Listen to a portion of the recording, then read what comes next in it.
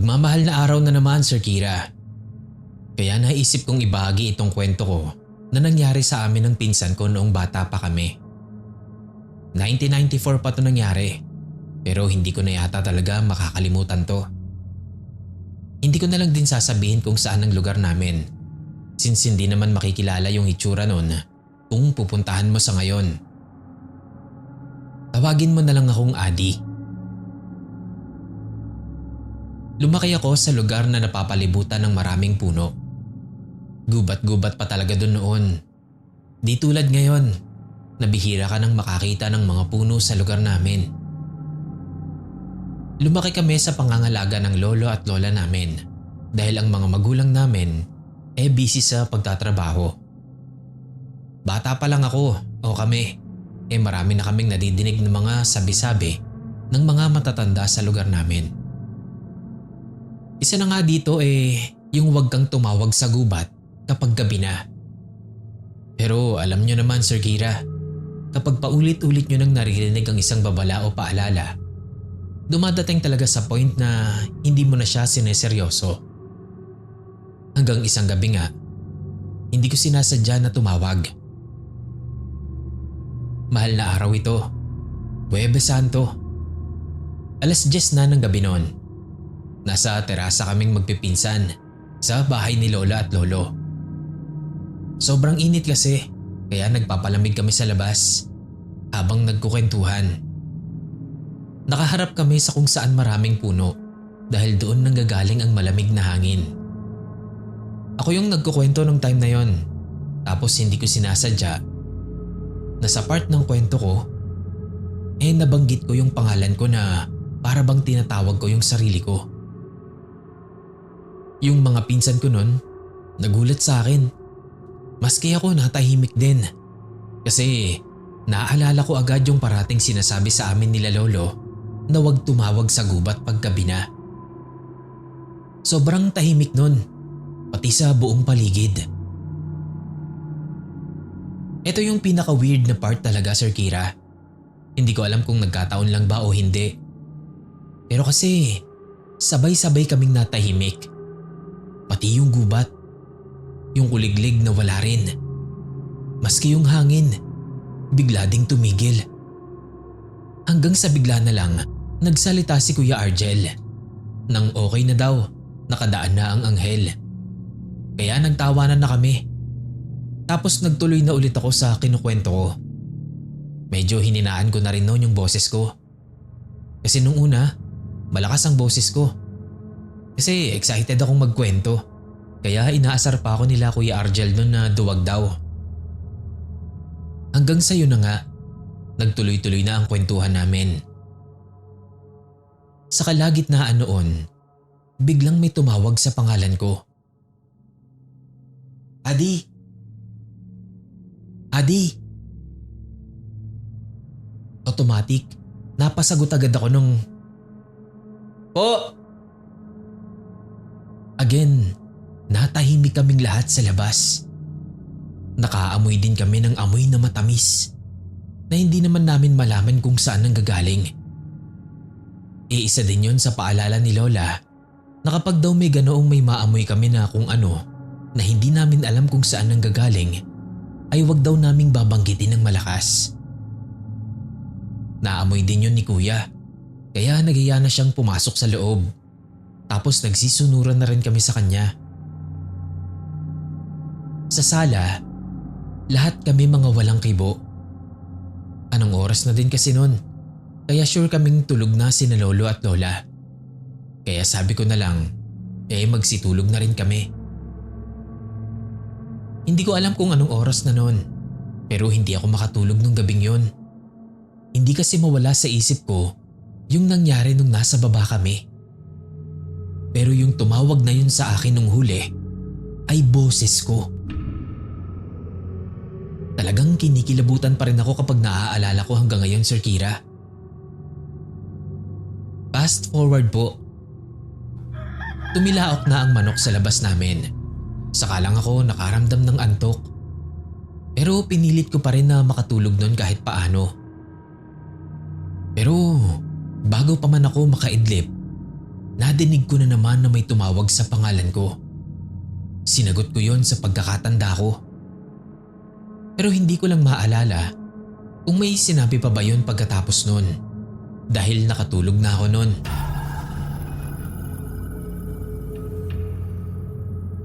Paggising ko, dun na nagsimula yung iba pang mga kakaibang pangyayari sa bahay ni na Lola. Paglabas ko pa lang kasi ng kwarto, tinanong na ako ni Lola agad kung nakatapos na daw ba kaming magwalis sa bakuran namin. Sinagot ko naman ng hindi ko alam kasi kagigising ko lang at kalalabas ko lang ng kwarto. Papunta nun si Lola sa kusina pero natigilan siya sa paglalakad. Hinarap niya ako. Nakabusangot ang mukha ni Lola nun. Kaya naman kinabahan na ako agad na baka mapagalitan ako. Hindi pa man siya nagsasalita, inunahan ko na siya agad na magwawalis na ako. Pero napatigil ako sa tanong niya. Natulog ka na naman? Parang inis na sabi ni Lola. Kaya sumagot ako ng, kakagising ko lang po la. Ngayon nga lang po ako nakatulog eh. Parang may ilang segundo rin niya akong tinitigan nun bago niya ako tinalikuran. Sabay utos niya sa akin na magwalis na raw sa labas. Nakita ko sa labas yung iba ko pang mga pinsan.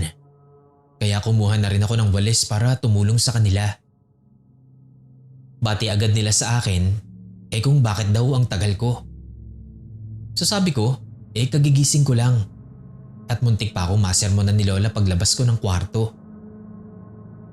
Tas natawa si Ate Ali. Tinanong niya ako kung natulog daw ba ako ulit talaga. Dito na ako nagtaka, kaya sinabi ko lang din yung sinabi ko kay Lola na kagigising ko nga lang at kalalabas ko lang talaga ng kwarto. Tapos dito na ako naliwanagan, Sir Kira. Noong sinabi nila sa akin na kanina pa daw nila akong kasama doon sa baba. Tinanong ko naman sila kung wala ba silang napansin na kakaiba. Pero hindi rin daw kasi sila nag-uusap-usap nun, kaya hindi nila napansin. Basta ang alam lang nila, kanina pa din akong nandoon sa baba at kasama nilang nagwawalis. Fast forward po. Siesta. Tambay sa labas para magpahangin. Masarap kasi talagang tumambay doon. Madami ang puno kaya malamig din talaga ang hangin. Tahimik pa. Kaya lang, nabulabog yung katahimikan ko nang biglang sumigaw si Lola mula sa loob ng bahay na para bang may pinapagalitan siya. Hanggang sa tawagin niya ang nanay ko at nabanggit na rin ang pangalan ko. Dali-dali kaming tumakbo papasok kasi baka kung ano na palang nangyayari sa loob. Siyempre nag-alala din kami dahil parang may halong takot yung galit na boses ni Lola. Pagdating namin sa may dining area, bigla akong dinuro-duro ni Lola habang pinagsasabihan si Mama. Kesyo pagsabihan daw ako na magdahan-dahan at napakabastos ko raw. Hindi ako makapagsalita nun kasi galit na galit si Lola sa akin habang tinutulungan si Lolo na tumayo mula sa pagkakasalampak nito sa sahig. Nagtataka kaming pare-parehong magpipinsan. Ano ba talagang nangyari? Dumating nun yung isa kong tita. Pumagitna sa amin kasi maski si Mama, sinasabayan na rin si Lola na pagalitan ako. Habang ako naman hindi talaga makasagot nun. Kasi gulong-gulo talaga ako eh. Naiiyak na nga rin ako nun kasi takot na takot ako sa tingin ni Lolo at Lola sa akin. Talagang galit na galit sila.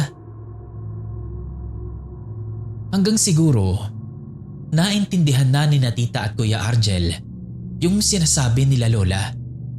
Sumingit si Tita. Sinabi niyang imposible yon dahil magkakasama kami sa labas nung mangyari yun. Maski si Kuya Argel, nagsalita din at ipinagtanggol ako. Samantalang ako, hindi pa rin ako naimik kasi naguguluhan pa rin ako sa sitwasyon nun. Ayaw pati nilang maniwala kila Kuya Argel dahil imposible naman daw yun. Pero ipinipilit pa rin ng mga pinsan ko na magkakasama talaga kami sa labas ng mga oras na yon. Tapos doon pa lang sila bahagyang huminahon. Parang nagtataka na rin sila nun. Paano daw mangyayari yun? Pero wala din namang makasagot sa kanila. Nung mga bandang hapon, biglang inopen ng isa ko pang pinsan yung kakaibang nangyayari sa bahay at sa akin, na para bang may dalawang adi sa bahay. Tapos nun ko naalala yung gabing nakatambay kami sa labas. Pati yung hindi ko sinasadyang pagtawag sa sarili kong pangalan. Di ako nagsalita, pero kahit hindi ko sinabi, naisip din nila yon, na baka nga may mga natawag ako sa gubat at ginagaya ko. Naisip na lang nilang sabihin yon kila Lola, pero dahil sa takot na baka mapagalitan ay hindi namin nagawa. Kung wala nga lang nangyaring malala ay hindi talaga namin sasabihin. Pero kasi nung gabi ng Biyernes Santo na yon, si Lola naman ang nadisgrasya. Muntik-muntika na itong malaglag sa hagdan. Tulad daw ng nangyari kay Lolo, ako din daw ang tumulak sa kanya mula sa likod. Sabay takbo ko raw palayo. Pero nung time na yon, kasama akong bumili ng yelo sa labas. Kaya alam ni Lola na hindi ako ang gumawa nun sa kanya, kahit pa kamukha ko yung nakita niya. Doon pa lang kami napaaming magpipinsan sa nangyari noong nakaraang gabi. At talagang napahawak na lang si Lola sa batok niya nun. Hindi pa yun doon natatapos, Sir Kira. Halos buong gabi nun, panay ang tanong ng mga kasama ko sa bahay kung bakit ko daw sila tinatawag. O kung nagsasalita daw ba ako. Pero hindi naman kasi ako nagsasalita at wala din naman akong nadidinig. Kala ko pa nun pinagtitripan nila ako kasi wala naman akong nadidinig nga. Hindi naman kami malayo sa isa't isa. Yun pala, ako lang pala ang hindi nakakarinig ng pagtawag ko raw sa kanila. Takbuhan kami nun kay Lola. Pagkasabi namin, pinapasok niya na kami sa loob ng bahay at pinatulog na. Nakatulog naman ako agad kahit pa takot na takot ako sa nangyayari. Mga bandang madaling araw, nagising ako. Hindi dahil sa ingay, kundi dahil may bumubulong gamit ang boses ko. Adi, Adi, Adi. Parehong-pareho yon ang boses ko, Sir Kira, na parang ako talaga ang nagsasalita. Dahan-dahan akong dumilat. Walang tao. Sobrang dilim sa kwarto nun, pero malinaw sa akin yung nadidinig ko. At sigurado ko na hindi yun galing sa labas.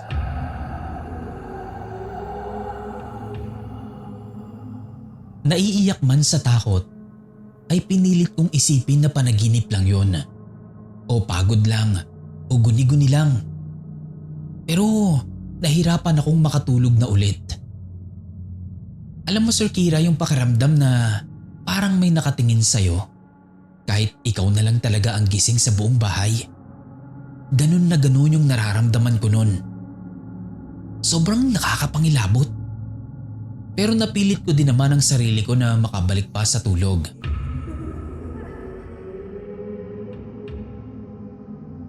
Kinabukasan ng maagang maaga, nagising na lang ako sa sigaw ni Lola. Pinasok niya kami sa kwarto at ginising niya ako.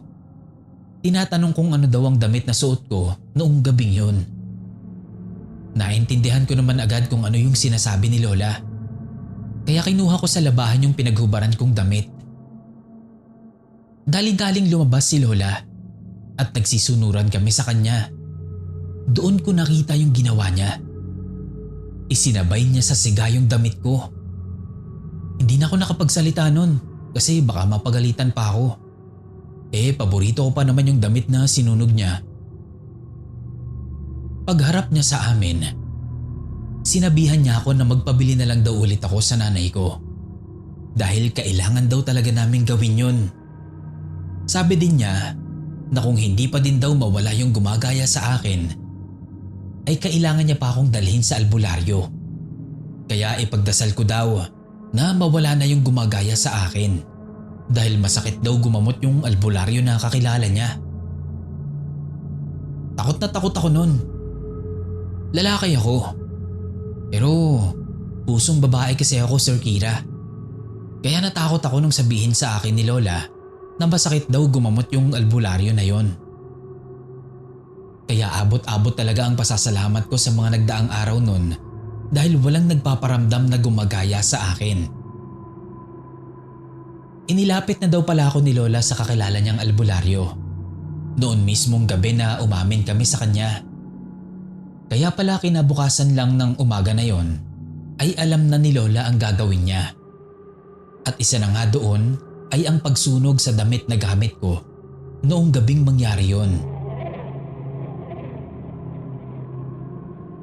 Natahimik na rin ang buhay namin pagkatapos nun at mas nag-iingat na din kami kada tatambay kami sa labas ng bahay ni Lola. Hanggang dito na lang, Sir Kira. Salamat po sa pagbasa ng kwento ko.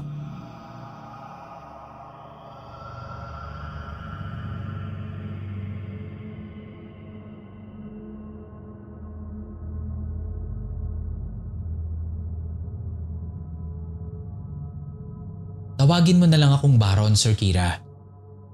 Nangyari itong ikukwento ko sa inyo bago ang mahal na araw.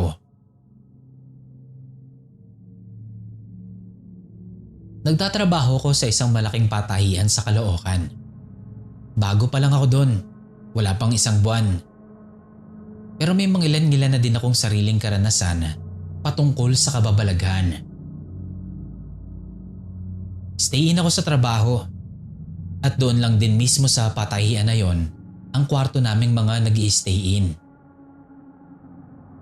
For background lang po, dating nasunog na warehouse ng telahan ng lugar na yon bago naging patahian. At ayon sa kwento-kwento ay may 3 katao din daw ang namatay doon. So eto na nga, 3 lang kami nag-i-stay in nung time na to. Pagkatapos naming maghapunan, nagkanya-kanya na kami. Yung isa umalis. Yung isa nagstay na sa kwarto namin. Gusto ko na nga din sanang magpahinga na lang din nun sa kwarto namin. Pero sobrang init kasi talaga dahil nga pamahal na araw na nun. So tumambay na lang ako sa labas ng patahian para doon makapagpahangin. Pero sa loob pa din naman ako ng gate nun . Nagfe-Facebook lang ako noon. Nakaupo ko sa mahabang upuan na malapit sa gate namin. Kaya nakaharap ako sa pinto papasok ng tahian. Sinara ko yung pinto nung lumabas ako para hindi ko kita yung loob. Madilim kasi doon at medyo creepy siyang tignan kapag ganoong wala ng katao-tao sa loob. Kaya nung makaramdam ako ng tawag ng kalikasan, nagulat pa ako nung bukas na bukas yung pinto. Nilapitan ko yun para isara ulit. Tapos sa may poste ng gate na lang ako umihi. After nun, bumalik na ako sa kung saan ako nakaupo. Kaya nakita ko pa nung unti-unting nagbukas ang pinto. Napatitig ako dun sa loob. Sobrang dilim pero kita ko pa rin kahit paano yung loob. Lalo na nung may naaninag ako na tila ba may naglalakad pa ikot-ikot doon. Alam kong iba yun, kaya tinatagan ko ang loob ko na lumapit sa pinto para buksan yung ilaw sa buong patahian. Nung lumiwanag na, inilibot ko ang paningin ko sa kabuuan ng patahian. Nung masiguro ko na hindi talaga yun ang kasama ko, tumakbo na ako sa kwarto namin sa pinakadulo. Mas binilisan ko pa yung takbo ko nung maramdaman ko na may humahabol sa akin. Hindi ko yun nilingon. Basta tuloy lang ako sa pagtakbo hanggang sa makarating ako sa kwarto namin. Nagulat pa nga sa akin yung kasama kong nandun. Pero ang ginawa ko, Inayaan ko na lang munang bukas ang pinto. Tapos pinatay ko ang ilaw bago pumasok sa kwarto. Baka maguluhan pala kayo. Yung switch ng ilaw namin doon sa patahian na yon dalawa. Meron sa may entrance at meron din doon sa malapit sa kwarto namin. Tinanong agad ako ng katrabaho ko. Ano daw ang nangyari? Pero hindi ko sinabi sa kanya. Sabi ko na lang, sobrang dilim kasi. Kaya tumakbo ko ng mabilis para makarating sa kwarto. Kako nakakatakot kasi. Tumangutango lang siya nun habang natatawa-tawa pa. Nahiga na ako sa higaan ko. Hanggang sa hindi ko na lang din namalayan na nakatulog na pala ako. Nagising ako ng mga 2:00 ng madaling araw. Naihina naman ako. Wala sa isip ko nito noon yung nangyari nung gabi.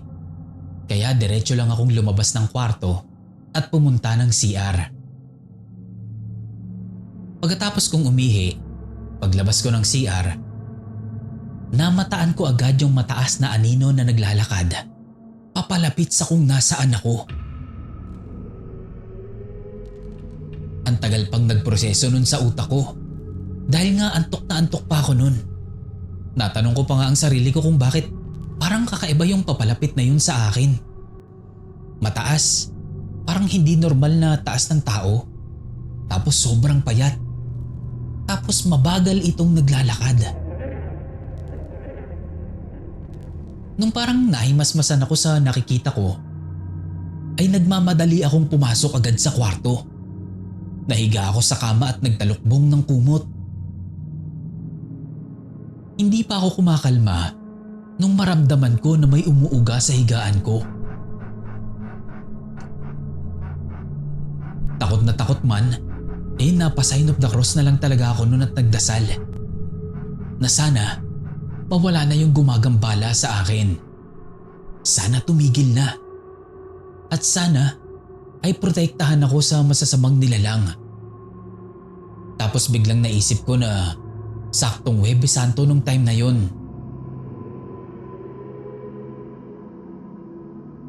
Hindi ko alam kung gaano katagal yung pag-uga ng higaan ko nung mga oras na yon. Pero bukod naman doon, ay wala nang iba pang nangyari. Mag-aalas 5 na rin siguro noon nung makatulog na ako. Tanghali na rin nung gisingin ako ng kasama ko. Hingi siya ng hingi ng sorry kasi nag-alala daw siya. Nung sabihin niya yon, doon na tuluyang nagising ang diwa ko. Bumangon muna ako saka ko siya tinanong kung ano bang nangyari. At talagang kinilabutan ako sa mga sinabi niya. Nagising daw siya ng madaling araw sa ingay at ungol ko. May sinasabi daw akong hindi niya maintindihan. At nung daw babangon na sana siya, napansin niyang may babae daw na nakatayo sa gilid ng higaan ko. Sigurado daw siyang babae yun dahil mahaba ang buhok nung nakita niya at nakatalikod daw ito sa kanya. Gustuhin man daw niyang bumangon para tulungan ako, hindi niya magawa dahil nanigas na rin daw ang katawan niya sa takot.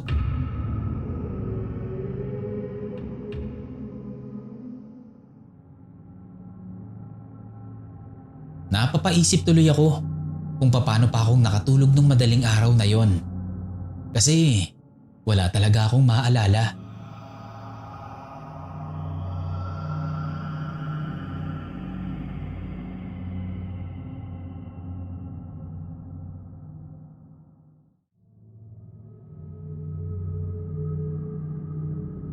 Hindi ako sumasama sa mga ganito dati kahit noong buhay pa si mama. Lagi niya akong niyayaya nun kahit isang beses lang daw. Pero ang lagi ko lang sagot, next time na. Kahit wala naman na pala talagang next time. Umuwi ako ng Pampanga. Ilang linggo pa lang ang nakakalipas mula nang mawala si mama. Ang weird lang nun kasi alam ko namang wala na siya. Pero pakiramdam ko, nandoon pa rin siya sa bahay namin. Tawagin mo na nga lang pala akong Jessie, Sir Kira. At ang kwentong ito po ay naranasan ko sa unang beses kong pagsama sa prosesyon ng mahal na araw. Naghahain pa lang ng hapunan noon ng tita ko nung maupo ako sa lamesa. Kamustahan lang nung una. Hanggang sa bigla niyang nabanggit yung gaganaping prosesyon kinabukasan. Sumama daw ako para daw kay mama. Sabi niya. Alam kasi ni tita na palagi kaming nagpipilitan ni mama na sumama ako sa prosesyon na yon. Hindi agad ako nakasagot nun. Bigla kasi akong nakaramdam ng pagsisisi na sana pala napagbigyan ko si mama kahit isang beses lang. Tapos dagdag pa ni tita. Sigurado gusto ka nang makita doon. Tumango na lang ako nun. Kinabukasan, hapon pa lang, naglalakad na kami. Kasama kong naglalakad si Leia na pinsan ko. Habang naglalakad, panay lang ang tingin ko sa paligid ko. Tahimik lang ang mga nagpopresisyon. Walang nagkukulitan, walang maingay. Wala ding hangin. Sobrang init. Lahat kami nanlalagkit talaga. Maya-maya, bigla akong kinalabit ni Leia. Sabay nguso niya sa gilid kung nasaan ang isang matandang babae sa gilid na umiiyak habang nagdarasal. Yun bang iyak na tahimik lang? Ayoko pa namang may nakikitang ganon. Natitrigger din kasi yung pag-iyak ko. Kaya pinabilisan ko na kay Leia yung lakad niya hanggang sa maunahan na namin yung matandang babae. Pumesto kami sa medyo unahan. Doon sa may mga nagdarasal ng sabay-sabay pero mahina lang. Nakita namin si tita kaya doon na kami sumabay sa kanya. Binigyan niya kami ng tig-isang kandila at sinindihan yon gamit ang sarili niyang kandila. Pagpasok namin sa isang parte ng bayan, doon ako nakaramdam ng kakaiba. Hindi ko alam kung bakit.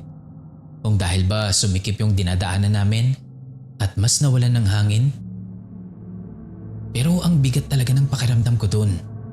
Pakiramdam ko may nakatingin sa akin. Kaya panay din ang lingon ko sa kung saan. Hanggang sa makita ko siya sa gilid, malapit sa poste. Padilim doon. Pero kita ko ang babaeng nakaitim na nakatayo doon. Mula ulo hanggang paa, balot siya ng itim na tela. Akala ko nga nung una, panitente siya. Pero wala siyang hawak na kandila at mukhang hindi rin naman siya nagdarasal. Basta nakatayo lang siya doon. Pero iba talaga kasi yung pakiramdam ko. Kaya tinanong ko si Leia kung nakikita ba niya yung babaeng nasa tabi ng poste. Sinilip naman niya saglit. Tapos sabi niya lang, ewan daw, baka panata. Doon kami dumaan sa harap niya. Doon siya biglang gumalaw. Nagulat pa nga ako kasi sumabay siya sa malapit sa amin. Hindi tuloy ako mapakali nun. Hindi ko na pinansin. Sa dami ng tao doon, normal lang naman na marami kang makasabay talaga. Pero kasi habang tumatagal, napansin ko na may sinusundan pala siya. Isang matandang lalaki na nasa unahan lang namin. Inisip ko na baka yun pala yung kasama niya. Pero ewan ko ba kung bakit hindi pa rin mawala sa isip ko yung nararamdaman kong mabigat simula pa nung pumasok kami sa eskinita na yon. Ilang minuto lang ang nakalipas, biglang napahinto yung matandang lalaki. Akala ko nagpapahinga lang saglit, pero bigla siyang naupo. Nabitawan niya yung kandilang hawak niya. Doon ay nagkagulo na yung mga tao na malapit sa kanya. Si Leia nagpanik since siya yung halos nasa likod lang ng matandang lalaki nung time na yon. Tinawag niya ng lolo. Saglit na nawala sa isip ko doon yung babaeng nakaitim. Tumulong ako kay Leia. Nagpatawag na rin ako noon ng ambulansya o kaya barangay o kung saan mang pwedeng dalhin si lolo. Tapos noon ko na nga naisip, nakasama nga pala siya ng babaeng nakaitim. Hinanap ko yun sa paligid Pero wala siya. Kaya naman nagtaka ko nung makita ko siyang nasa likod naman ng ibang tao. Napaisip tuloy ako. Akala ko kasi talaga kasama niya si Lolo. Pero mukhang hindi pala. Nung makuha na ng barangay si Lolo na tuluyan na ngang hinimatay, nagsimula na ulit kaming maglakad ni Leia. Pinilit kong mag-focus sa harap lang, sa paglakad at sa pagdarasal. Pero hindi na talaga ako mapakali. Lalo na nung mapansin ko na yung babaeng nakaitim ay palipat-lipat ng sinusundan. At yung mga sinusundan niya, bigla na lang napapahinto sa paglalakad tapos mawawalan ng malay. Hindi ko na tuloy alam kung nagkakataon lang ba yun o sadya talagang may ginagawang kakaiba ang babaeng yun. Hanggang sa maya-maya lang, nawala na lang siya sa paningin ko. Pero hindi pa rin ako mapalagay nun. Pakiramdam ko kasi ay nandun lang siya. Hindi ko lang makita. Malapit na kami sa simbahan nun. Isang liko na lang. Nung paglingon ko, nandoon siya at katabi ko na. Sobrang lapit niya na sa akin. Bigla akong nanlamig nun.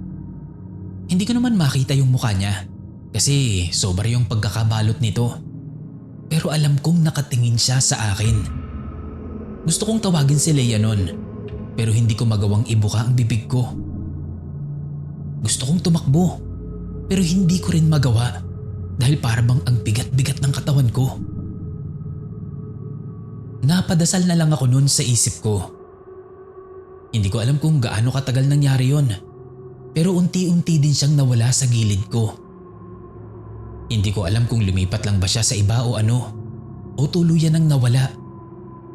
Pero pag alpas lang namin doon sa eskinita na yon, bigla na akong nawalan ng malay.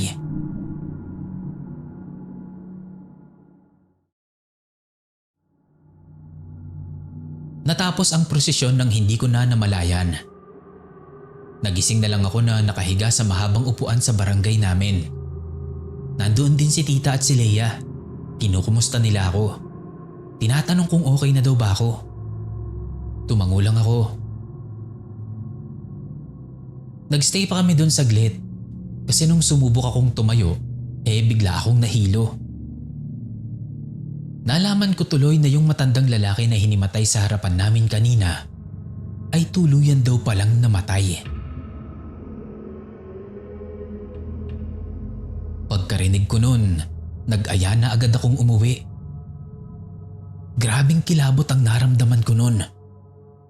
Alam ko at sigurado ko na yung babaeng nakaitim ang dahilan kung bakit nangyari ang lahat ng yun.